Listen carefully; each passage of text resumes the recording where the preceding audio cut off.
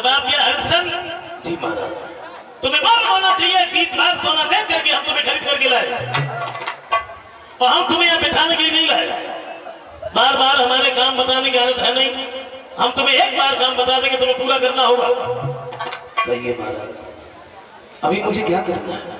बोली झाड़ू उठाओ, काशी की गलियां साफ करके आओ और जब तुम्हें गलियां साफ करके आओगे ना उसके बाद में तुम्हें भोजन दिया जाएगा।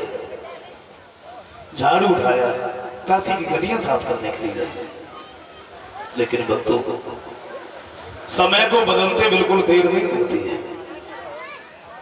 कहा एक समय वो था जो राज सिंहासन पर बैठा करते थे, हजारों नौकर इनके चेहरा की तरफ देखते थे कब हमें हुक्म मिले। और आज समय वो है जो हाथ में झाड़ू है, काशी की गलियां साफ कर रहे हैं। इंसान की जिंदगी में कभी सुख है तो कभी दुख है, समय एक जैसा नहीं रहता और समय किसी का इंतजार भी नहीं करता। खैर ये सुख और दुख तो लगे ही रहते हैं। लगता तो ऐसा है कि सुख के तो जरा से छींटे पड़ जाते, हम लोग दुख को बिल्कुल भूल जाते हैं। लेकिन ये सबसे बहुत बड़ा हित करता है, बहुत बड़ा प्रेम करता है और यही सोचता रहता है हम हर किसी के पीछे ही लगे रहते हैं। ये अपने भेद बदल बदल करके आता रहता है, कभी भाई का दुख बन के, कभी पत्नी का दुख बन के, कभी पुत्र का दुख बन के, कभी मित्र का दुख बन के। और 3 प्रकार के जो ताप है इनसे कोई नहीं बचा। समय वक्त जो निकल गया वो निकल गया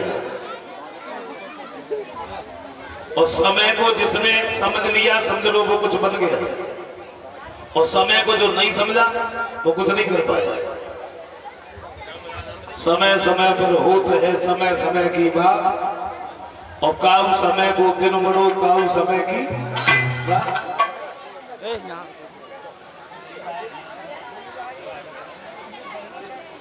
हर काम समय से ही अच्छा लगता है और समय को अगर चूक गए तो गड़बड़ हो जाती है। एक सेठ जी थे और सेठ जी ने अपने गुरुजी के पास में फोन किया, बोले गुरुजी आज आइए, बहुत सारे दिन हो गए आपके दर्शन नहीं हुए, बड़ी लालसा लगी। गुरुजी बोले बेटा जून का महीना चल रहा है, उधर बड़ी गर्मियां हैं, मैं इधर हिमालय में हूँ, बड़ा आनंद आ रहा है। बोल नहीं गुरुजी आप आ जाइए, आपको सारी व्यवस्थाएं होगी, तकलीफ नहीं होने देंगे, आप आ जाइए। गुरुजी आ गए। सेठ जी ने बड़ी खुशामद की, खुद भी खुशामद की, 2-4 नौकर और लगा दिए। रात को गुरुजी कमरे में लेटने के लिए गए, सेठ जी सामने पहुंचे, बोले गुरुजी ऐसे नहीं, अभी रुको। बोले खड़े खड़े क्या देख रहे? कमरे में चारों तरफ जल छिड़कवा, पंखा लेके आओ, पंखा लगाओ, कूलर लगाओ, बर्फ की सीढ़ियां मंगाओ, वो रखो, गुरुजी को कोई तकलीफ नहीं होनी चाहिए। अच्छा गुरुजी बड़े प्रसन्न हुए, 2-4 दिन रुके, चले।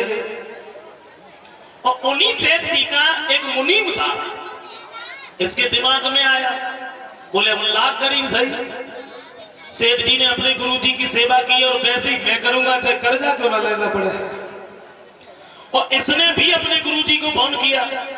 अच्छा ये समय भूल गया, समय भूल गया। सेठ जी ने गुरुजी को फोन किया जून में, गर्मियों में, और इसने फोन कर दिया जनवरी में, सर्दियों में। गुरुजी आ गए। अब रात को गुरुजी लेटने के लिए जैसे कमरे में बढ़े, इसने रोक लिया, बोले गुरुजी ऐसे नहीं। क्यों? बोले थोड़ा रुकिए तो, अरे गरीब है तो क्या, सेवा हम बैठी करेंगे जैसे हमारे सेठ जी ने की थी। बोले खड़े खड़े चेहरा की तरफ क्या देख रहे, चारों तरफ कमरे में चल छिड़कवा। गुरुजी बोले बेटा, बोले गुरुजी आप रुक जाइए, पंखा लेके आओ, पंखा लगाओ, बोले कूलर मंगाओ, वो रखो, बर्फ की सीढ़ियां लाओ। अब बताओ, सच बताना गुरुजी को अगर उस कमरे में लिटा दिया जाए तो सुबह को गुरुजी उठेंगे या उठाया जाएगा? समय का बड़ा ध्यान रखना चाहिए। एक कारण और है, हमारे ऊपर अगर थोड़ा सा दुख आ गया तो रोने में लग गए, जरा सा भी सुख आ गया तो नाचने लगे। दुख में अगर दुखी हो गए तो दुख घटता नहीं है बल्कि बढ़ता ही चला जाता है। और मेरा तो कहना यह है कि जिस परिस्थिति में जियो हमेशा मुस्कुराते रहो, हमेशा मुस्कुराते रहो। ये सोच लो जब 2 दिन नहीं रहे तो फिर ये भी नहीं रहेंगे, लेकिन करे क्या।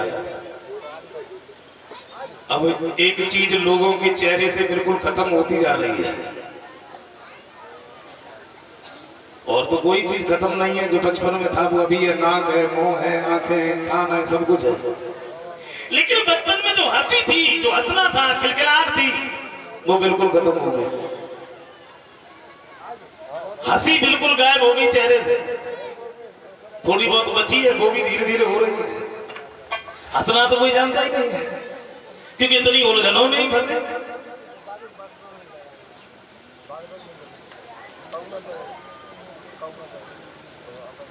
एक कवि कहते हैं कि हंस हंस के जीने की अदाएं खोटी कर दी,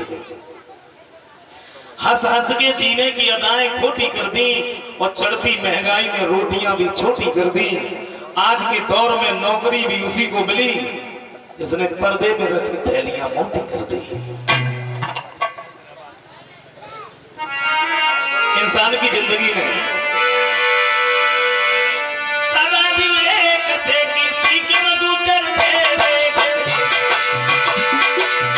इंसान दुनिया में चढ़ते ऊपर सदा विवेक से किसी के मधुकर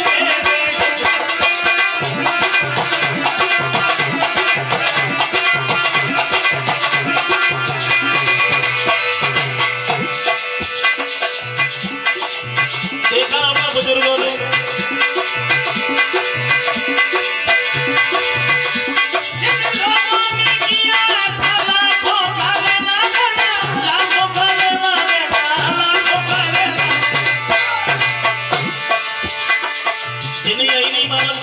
खजाने में कितनी दौलत भरी, बैंक में बैलेंस, गाड़ियां, बंगले,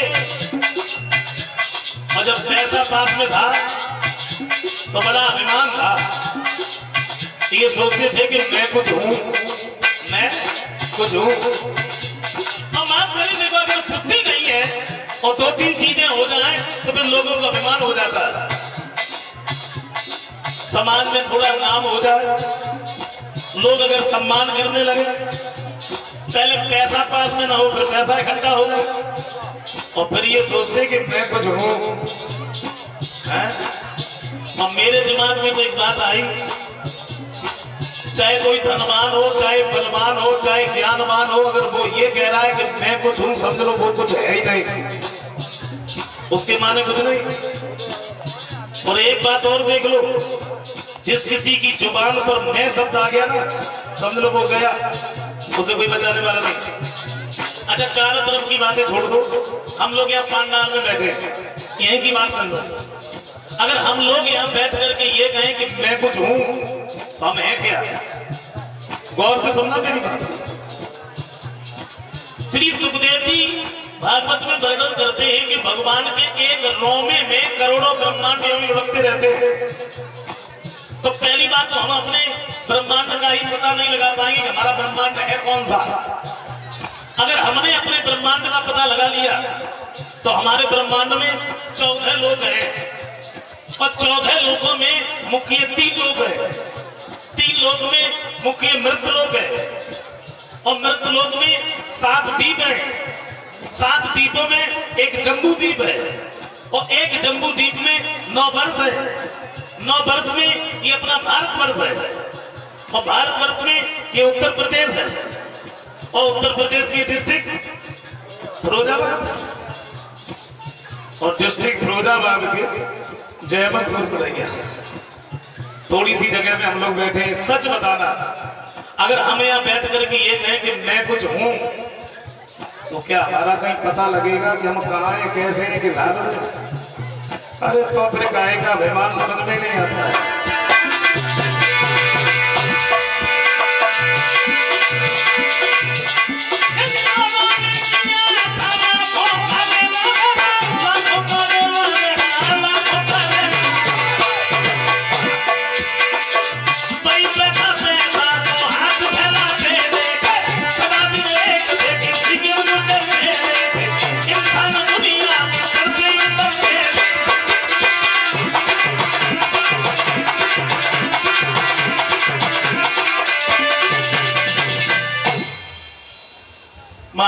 हरिश्चंद्र ने काशी की गलियां साफ की है। एक बात सोची है, आज हमें 4 दिन हो गए, चलो आज तो भोजन मिल ही जाएगा। मैतर के नजदीक पहुंच गए। मैतर ने पूछ लिया, हरिश्चंद्र जी महाराज गलियां साफ करके आए हो? जी महाराज। कोई बात नहीं, भोजन कर लो, उसके बाद में तुम्हें दूसरा काम बताया। भोजन करने बैठे थे, विश्वामित्र ने अंधे का रूप धारण कर लिया। थोड़ी दूर हट करके बैठ गए, रोने लगे।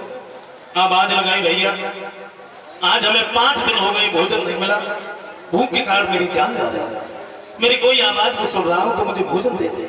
महाराज हरिश्चंद्र के कान में आवाज पड़ी तो एक बात सोची, हमें तो 4 ही दिन हुए और बेचारे अंधे को 5 दिन हो गए, चलो हम नहीं खाए।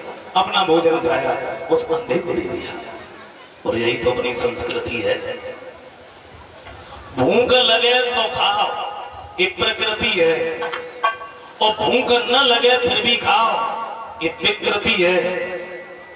और खुद भूखे रह करके किसी दूसरे भूखे को खिला दो, यही तो अपनी संस्कृति है। महाराज हरिश्चंद्र ने दूसरा दिन हुआ, उतना ही काम कर सके। मैं तो सामने पहुंच गया, बोलिए भोजन कर लो। भोजन करने बैठे तो विश्वामित्र ने कोड़ी कर